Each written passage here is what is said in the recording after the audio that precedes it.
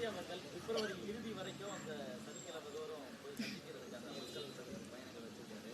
அடுத்து எலெக்ஷன் வந்துட போது அது ஒண்ணும் இல்லை. என் தம்பியை வாழ்த்துறேன்.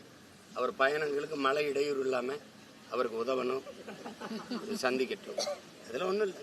அது அவர் விருப்பம், அவர் கட்சி, அவர் எப்படி கையாளணும்னு நினைக்கிறாரோ அது. இதெல்லாம் ஒண்ணு. அது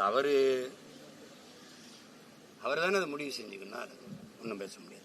என் தங்கச்சிட்ட கேட்கிறேன், பரப்புரை சரி பிரச்சாரங்கிறிய, நான் பரப்புரைங்கிறேன். என்ன பரப்புரை செய்யறாங்க? சொன்னார்களே செஞ்சார்களா?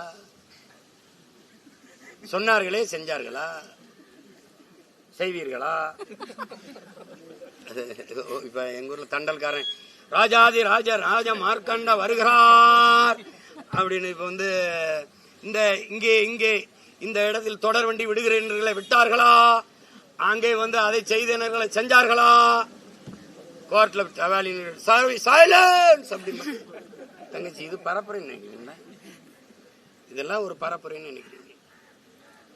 மக்களின் வலியை மனதிலிருந்து ஒருத்தர் மொழியில் எடுத்து பேச முடியல அப்படின்னா என்ன? ஒரு வீட்டு பாடம்னு ஒண்ணு இல்லையா? ஐயா ஸ்டாலின் எவ்வளவு காலமா அரசியல் இருக்காங்க? துணை முதல்வராக இருந்திருக்காங்க, முதல்வராயிட்டாங்க.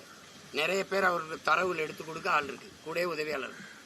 ஐயா எடப்பாடி பழனிசாமி ஒன்றிய செயலாளர் இருந்து, மாவட்ட செயலாளர் இருந்து, பொதுப்பணித்துறை அமைச்சராக இருந்து, முதல்வராக வந்து இன்னைக்கு எதிர்கட்சி தலைவர் இருக்காங்க, கூடவே ஆள் இருக்கு. இப்ப எந்த ஊருக்கு போறோம்?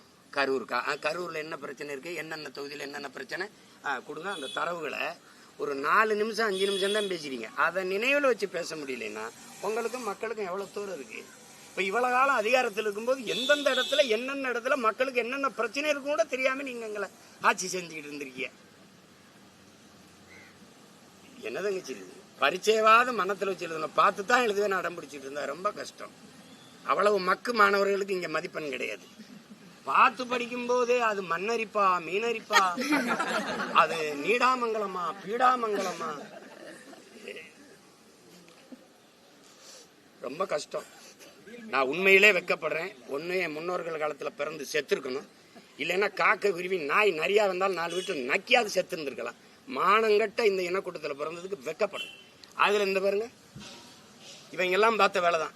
எதுக்கு இந்த இனத்துக்கு ஒரு விடுதலை, ஒரு நாடு? எப்படியோ பிச்சு எடுத்து சேர்த்துருப்போங்கடான்னு போயிருந்திருக்கலாம். உசி பேத்தி ரணகலமாய் கைப்புள்ள கதையா நாங்க அடி வாங்கி தர்றோம்.